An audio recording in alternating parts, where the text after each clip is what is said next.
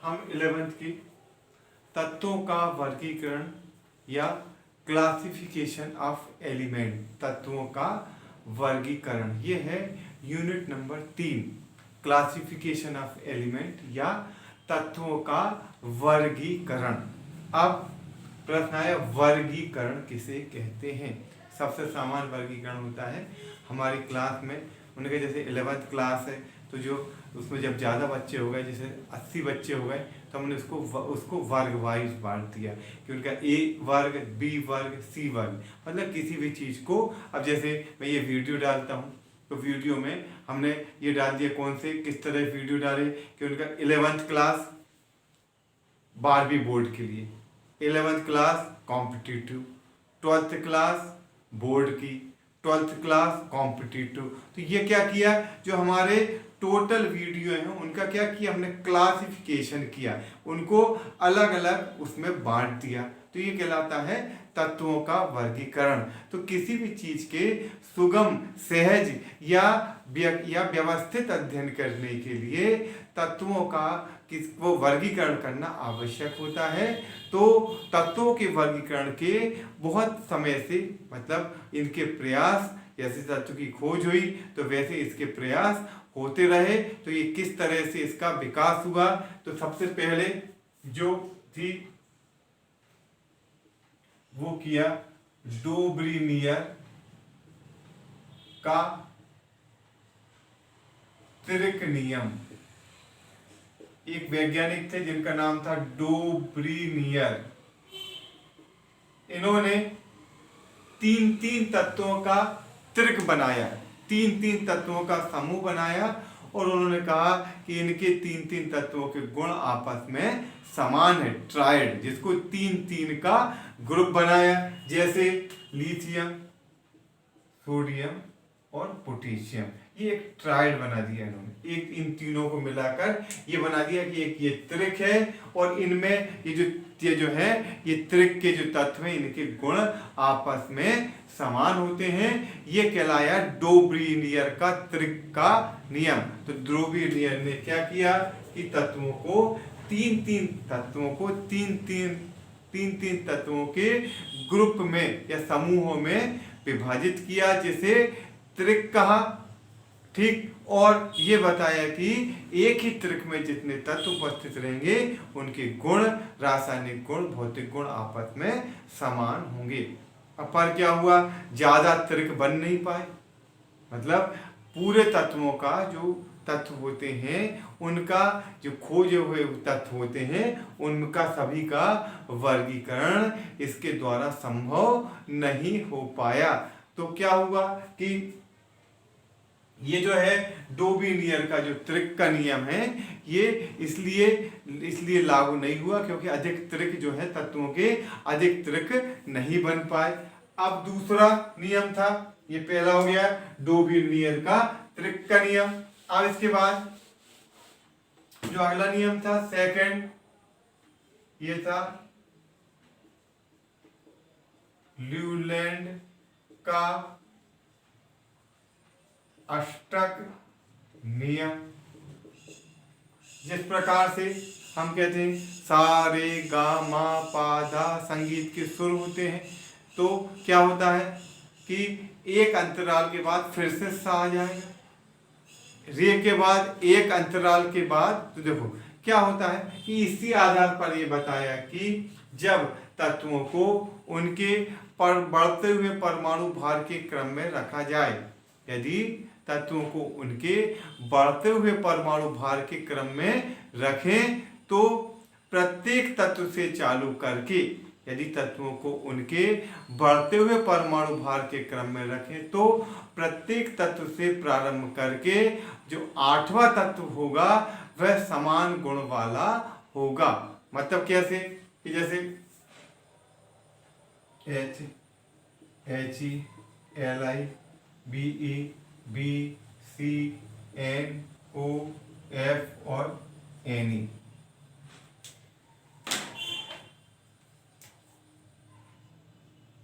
Ne, Mg, Al, Si, PsCl और AR।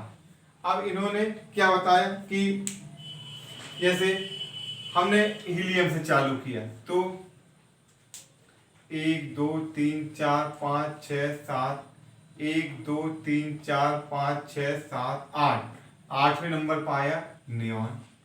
फिर 1 2 3 4 5 6 7 8, फिर आया आर्गन। तो इनका ये कहना है कि हीलियम के गुण नियॉन और इनके गुण हीलियम नियॉन आर्गन के गुण आपस में समान होंगे। हमने लिथियम से चालू किया 1 2 3 4 5 6, लिथियम चालू किया 1 2 3 4 5 6 7 और ये 8, ये आया 8वां तत्व क्या आया सोडियम।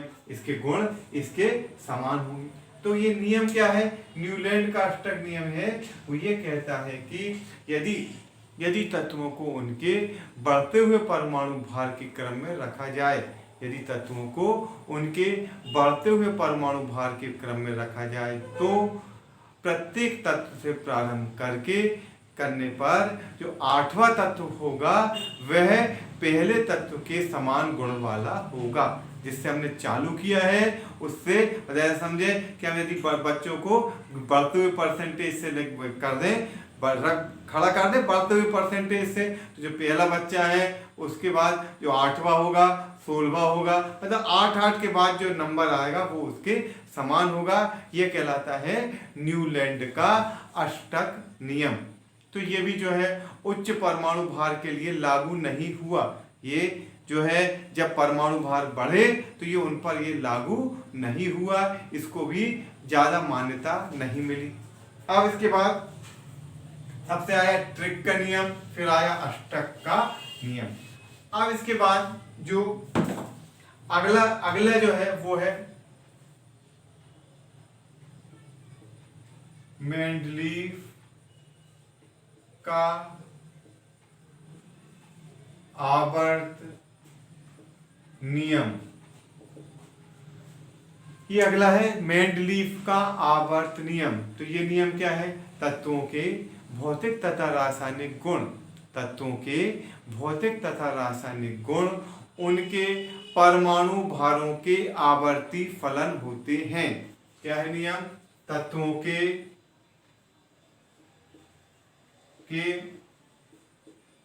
भौतिक तथा रासायनिक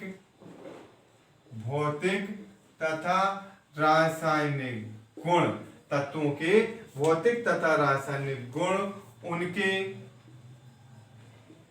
परमाणु भारों के आवर्ती फलन होते हैं। आवर्ती फलन होते हैं। नियम क्या हुआ, तत्वों के भौतिक तथा रासायनिक गुण, तत्वों के भौतिक तथा रासायनिक गुण उनके परमाणु भारों के आवर्ती फलन होते हैं।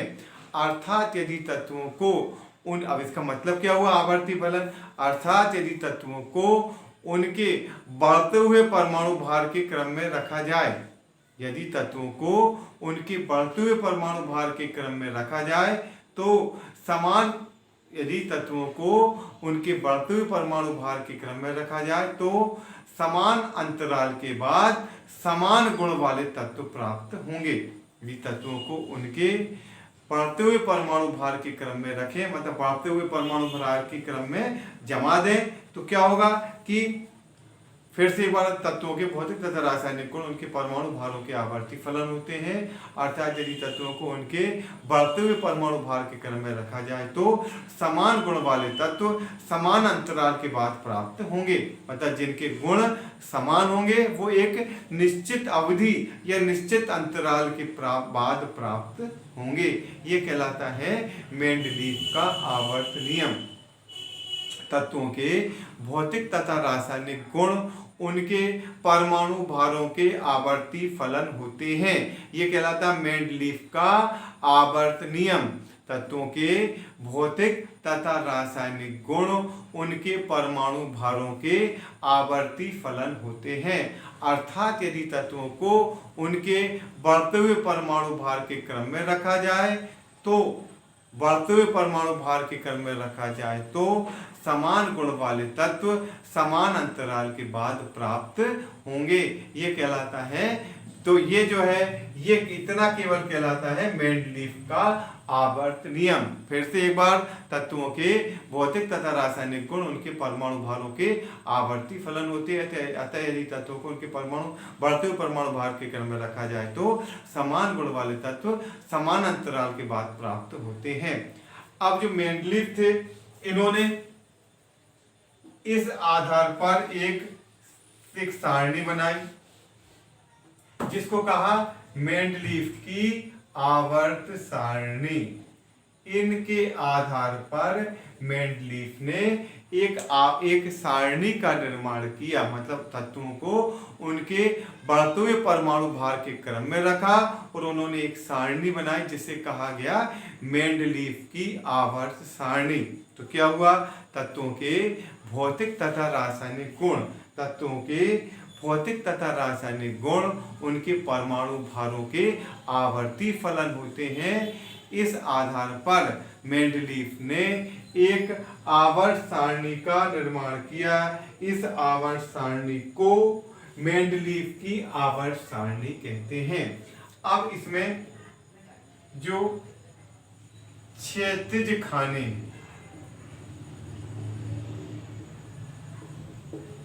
ये कहलाते हैं अब क्षैतिज खाने, और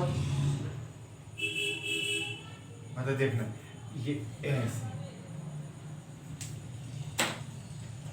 ये जो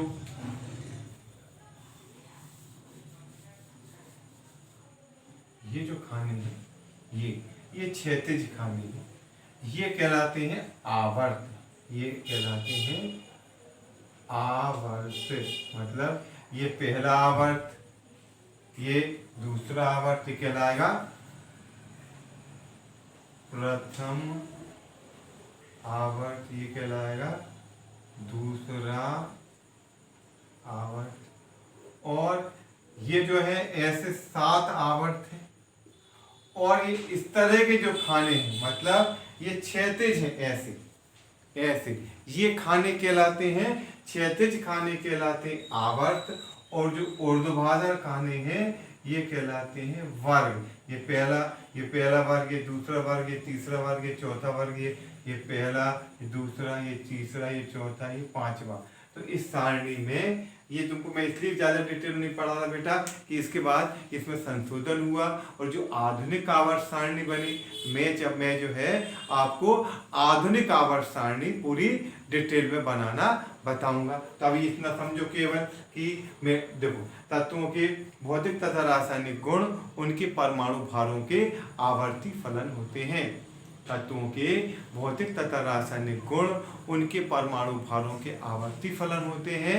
इस आधार पर मेंडलीफ ने एक आवर्त सारणी का निर्माण किया जिसमें जो क्षैतिज खाने हैं उन्हें क्षैतिज खाने जो थे हैं वो कहलाए, जो क्षैतिज खाने जो हैं वो आवर्त कहलाए, और जो ऊर्ध्वाधर खाने हैं वे वर्ग कहलाए। तो ये कहलाती है मेंडलीफ की पीरियोडिक टेबल या मेंडलीफ का आवर्त नियम। अब इसमें जो महत्वपूर्ण चीज है मेंडलीफ की आवर्त सारणी के दोष, मतलब जो मेंडलीफ, जब कोई भी चीज के जब दोष होते हैं तो उसके बाद नई चीज की खोज होती है। आवर्त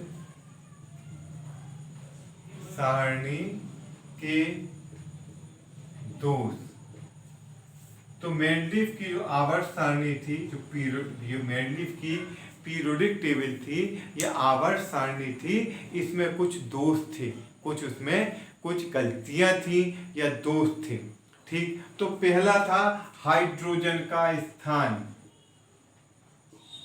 हाइड्रोजन का स्थान। तो जो हाइड्रोजन है ये ऐसा तत्व है जो प्रथम वर्ग के साथ भी गुणों में समानता रखता है और 7वें वर्ग के तत्वों के साथ भी समानता रखता है। जो हाइड्रोजन है यह प्रथम वर्ग के तत्वों के साथ भी गुणों में समानता रखता है और 7वें वर्ग के तत्वों के साथ भी गुणों में समानता रखता है।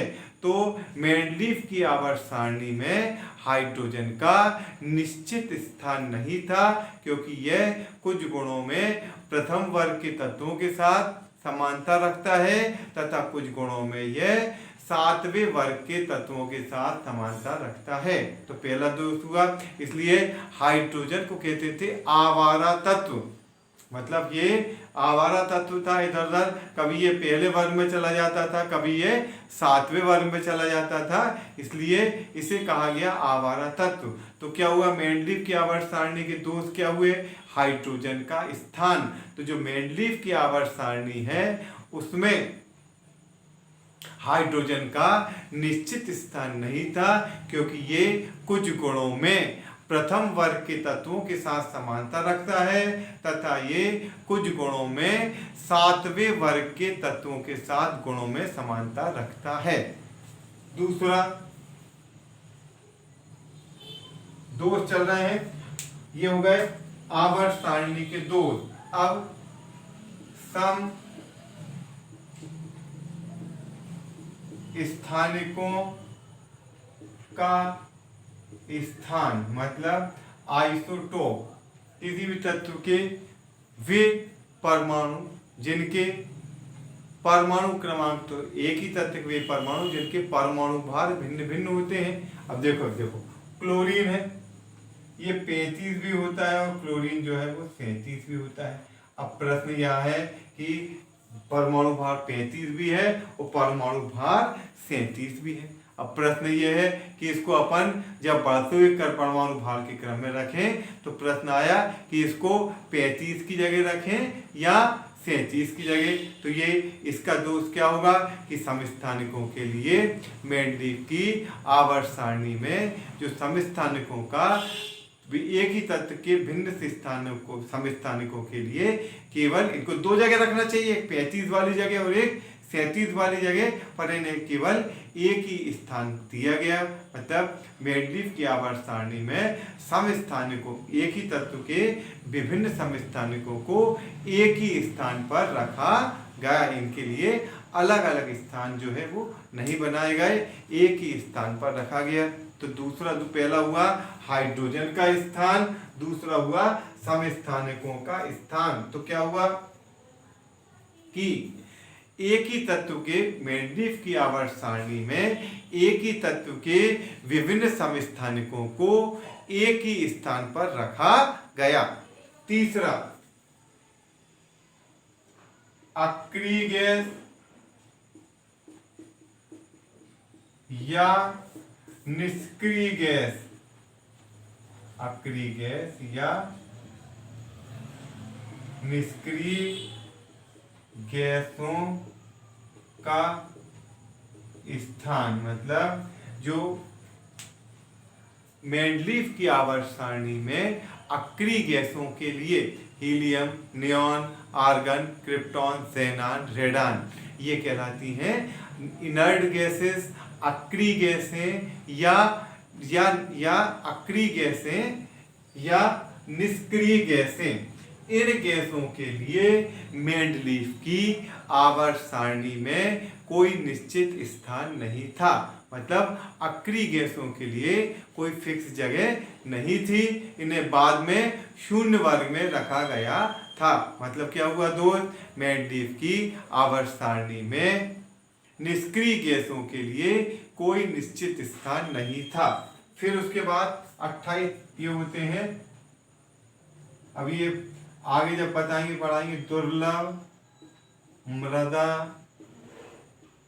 तत्वों का स्थान। इसमें भी केवल इतना ही याद रखना है कि मेंडलीफ की आवर्त सारणी में, मेंडलीफ की आवर्त सारणी में जो 14 तत्व होते हैं उनको कहते हैं दुर्लभ मृदा तत्व।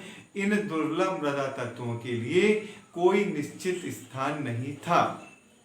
मेंडलीफ की आवर्त सारणी में दुर्लभ मृदा तत्वों के लिए दुर्लभ मृदा तत्वों के लिए कोई निश्चित स्थान नहीं था। तो ये हो गया पांचवा। आठवें वर्ग के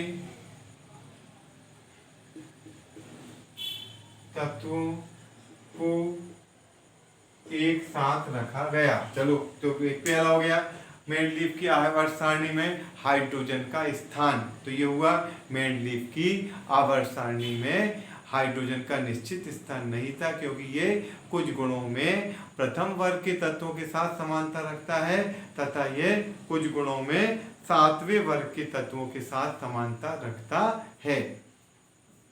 दूसरा, समस्थानिकों का स्थान। तो मेंडलीव की आवर्त सारणी में एक ही तत्व के विभिन्न समस्थानिकों के लिए को एक ही स्थान पर रखा गया, इनके लिए अलग अलग स्थान नहीं था। तीसरा, अक्रिय गैसों का स्थान। तो जो मेंडलीव की आवर्त सारणी है उनमें जो अक्रिय गैसें या जो निष्क्रिय गैसें थी उनके लिए कोई अलग से स्थान नहीं था, उन्हें बाद में शून्य वर्ग में लास्ट में रखा गया।